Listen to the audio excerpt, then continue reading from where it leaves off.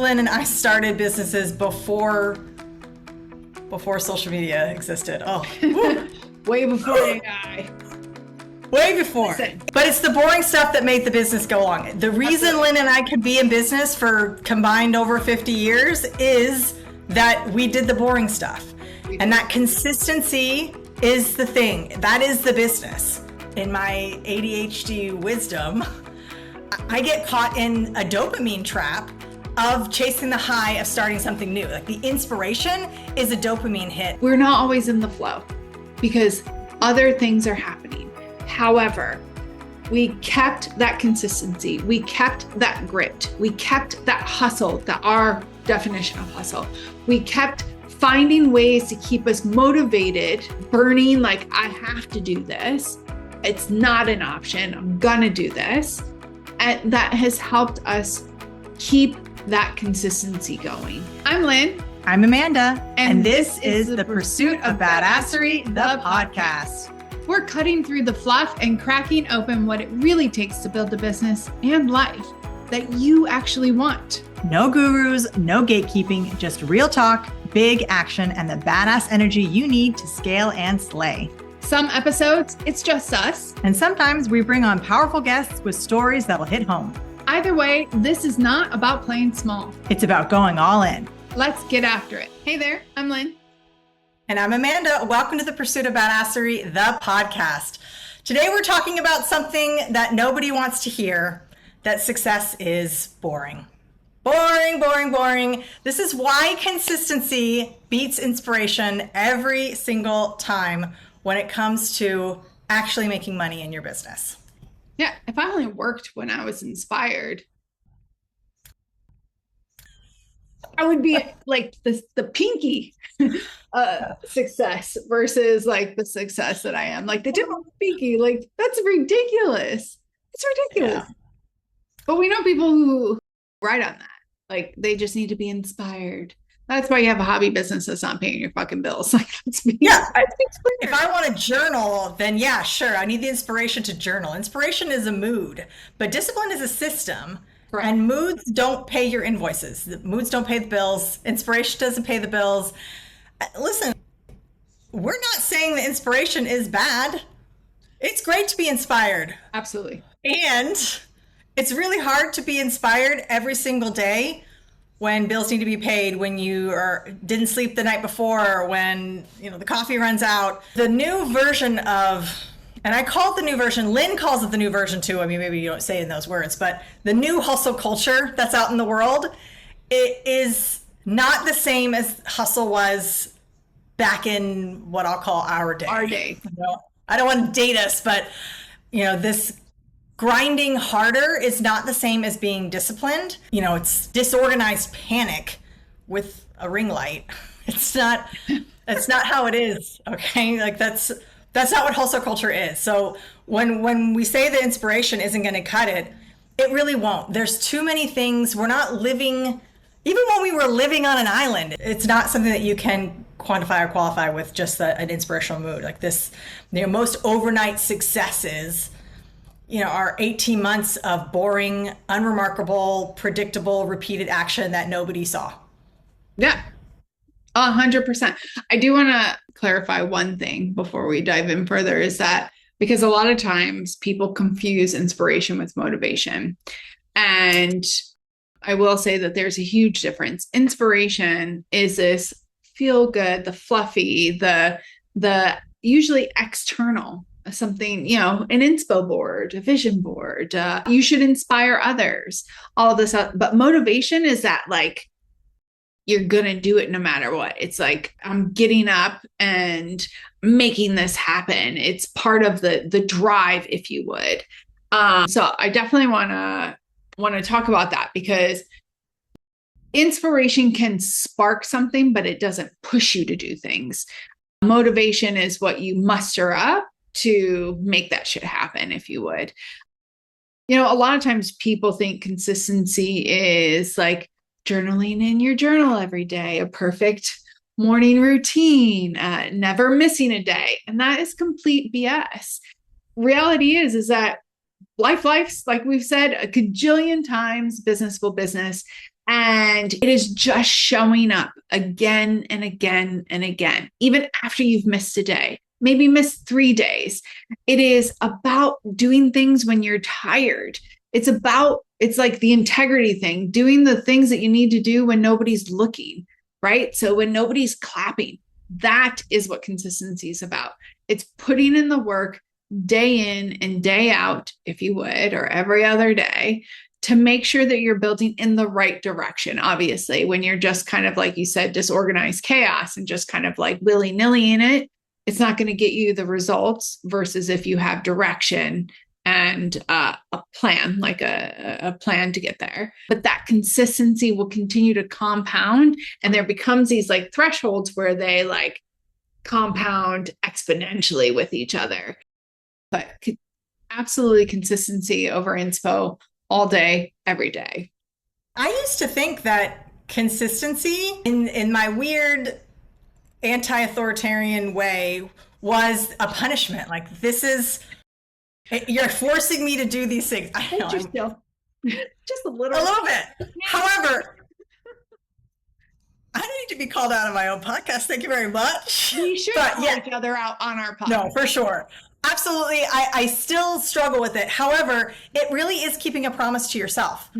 That even when you're trying to tell yourself that I'm the boss, I get to do what I want, no one tells me what to do, I need to be consistent. But so you have to kind of reframe that discipline and as self-respect, as, it's not a punishment to do it. And I think that where sometimes in my ADHD wisdom, I get caught in a dopamine trap of chasing the high of starting something new. Like, the inspiration is a dopamine hit of trying something new. Poor Lynn has had to, for years, rein my ASS in on every ADHD tangent I have fallen on. I have been in it this last week. I went down a 501c rabbit hole.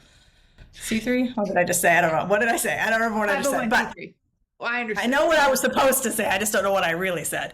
But I went down that rabbit hole this week like a crazy person, even though I have other things on my trajectory.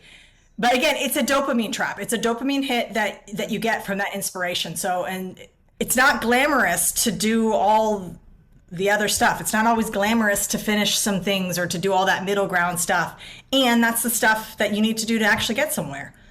Like, that's why you have unfinished projects. You start something that's super exciting, and then you're like, it's no longer fun to redo every shelf and drawer in my house. I don't really want to do that anymore. So, actually, that sounds great. I do want to redo things. But the point is, when it comes to really thinking about the discipline behind it, it is keeping a promise to yourself. And I attribute a lot of the times that I feel like inspiration is something you need, and that's because I'm chasing dopamine. It's not something necessarily that I need in order to progress my business. It's a dopamine hit that I'm trying to get when my business is boring. But a boring business is kind of normal. I mean, not every day are we jet setting. Sometimes we're doing the stuff that's boring. Like, an hour before this call, I was doing bank statements and looking at numbers. Like, is that fun for me? Moderately, but it's not as exciting as going on a trip. So you have to do the boring stuff too. Yeah, and the things that you don't like. I mean, yeah, listen, and we have a global team. We have a global team that will do things, and we still have to do things as well. And so I love that you talk about that aspect. I also want to talk about the inflow, being in the flow. And I feel like that's BS. No, I'll take that back. It's not BS, because there are times where you're definitely in the flow, but it's not constant. And so that's not a consistent feeling. So when you have the processes, the SOPs, the systems that help keep you, and the automated things or the delegated things that help keep that consistency going and the pattern within yourself, it helps you when you're not in the flow. Because I can guarantee you, I've been an entrepreneur for over 30 years. I had my first true business renting a chair when I was 17 years old. I'm now 50. So that is 33 years. God, can you believe that? It is wild. And I know it's wild. Anyway, and I have ran multiple businesses. I have had cancer and had abusive partner at times. I had all the different things in and outside, like my personal and with the family. And I'm just saying my stuff, right? Amanda's had her own shit that has happened with her, with all of her businesses. We're not always in the flow because other things are happening. However, we kept that consistency. We kept that grit. We kept that hustle, that our definition of hustle. We kept finding ways to keep us motivated. And usually that was our why, like that, like burning, like I have to do this. It's not an option. I'm going to do this. And that has helped us keep that consistency going. Life, and it hasn't been pretty. And if you guys have been following Amanda and I for any length of time, you know that we like things very neat. We're both OCD in our own ways, in similar ways a lot. Clean freaks, definitely a clean freak. I mean, it is one of my love languages. But life does not stop. So you can bento box, and so that way you can optimize things. Productivity and actions continue to happen, and you do it on the go. You do it when life is lifing. You do it when all the things. Now, you definitely have to pick and choose what you're doing when, especially when life is lifing hard. But absolutely being in the flow the whole time in your business is BS. You're not going to get it. So finding ways to stay consistent, because otherwise then it's hot and cold. It's hot and cold. You're on and off, on and off, on and off. And it is absolutely setting yourself up for not for success, but for burnout, for disappointment. And you're actually creating a cadence, a pattern in which you will not attract people as often and as quick because of that inconsistency. Period. Absolutely. I've been in business now for, well, the math on that one just broke my brain, about 27 years.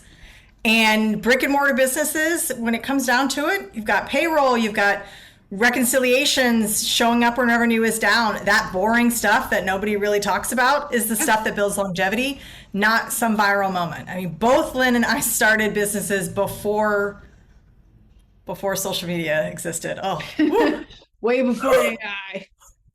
Way before. Listen, and great for our age, but let's just own it. We started our businesses before cell phones. Before anybody had, I mean, I know the cell phones existed, but nobody had them. It was like computers existed, but it was so big that I thought that nobody was ever going to own a computer. Anyway, but it's the boring stuff that made the business go along. The reason Lynn and I could be in business for combined over 50 years is that we did the boring stuff. And that consistency is the thing. That is the business. The boring stuff. The numbers, the things that you do when it's not shiny and pretty and happy, and the stuff that you do to keep the doors open, the stuff that you do to keep the numbers rolling in, the stuff that you do to get your clients in the doors. That's the work. That's the work. Yeah. It's not inspiring work all the time. And most of the time it's debilitating work, not inspiring work. Yeah. And listen, when you're consistent, it not only has an external effect, it not only compounds, right?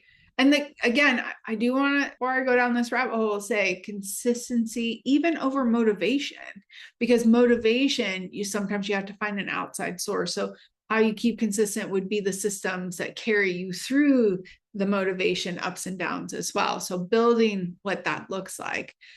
But consistency builds self-trust. When you are not consistent, when you say you're going to do something but don't do it, even when you think about it and you don't do it, you're hurting yourself. And so when you are staying consistent, when you say you're going to do something and you're doing it, that is confidence. That's building trust.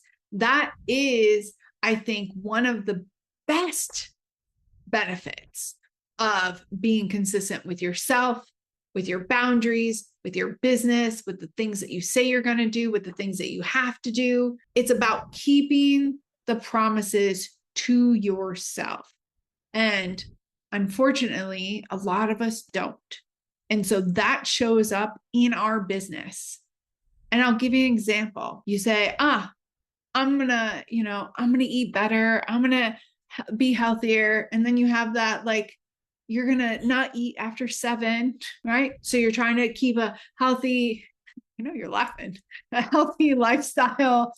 But yet that chocolate bar is screaming to you, or if you live in Thailand, you can like order anything at 3 a.m. in the morning because you're just like hungry, or you binge something out. And that's not keeping a promise to yourself. And we practice how we play. We play how we practice. You've heard me say it a cajillion times.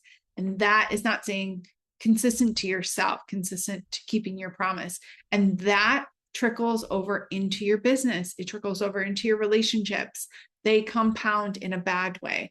Consistency in your business, consistency in your word, consistency in your actions, consistency in your patterns. That's what's going to help build self-trust, which is absolutely going to help your business. And inspiration is amazing. It's incredible when it happens, but it is also unreliable. And entrepreneurship does not care how you feel. Waiting to feel motivated before you act is waiting for permission that is absolutely never coming. Never. And I think that a lot of times we treat motivation like it's fuel instead of treating it like it's weather. So like, it's going to come and go, but you don't cancel a flight because it's cloudy. And that's how you should feel. Like you're not going to cancel the trajectory of your business just because you're not motivated that day. There's a quote, and I actually Googled it so I don't get it wrong, that I've always kept. I love quotes, but this one has always been one that's lived in me. And I feel it's very fitting for this particular podcast, because it is consistency will build. Those that are consistent aren't necessarily the most talented, aren't necessarily the smartest, aren't necessarily the best of the best. Those that build great businesses, and especially businesses that have longevity, they are the ones building it on a consistency, right? A consistency basis, systems, etc. And there's this thing, quote, I'll say it's a quote, but it's more like a paragraph that Will Smith said, and I'll read it. The only thing that I see that is distinctly different about me is I'm not afraid to die on a treadmill.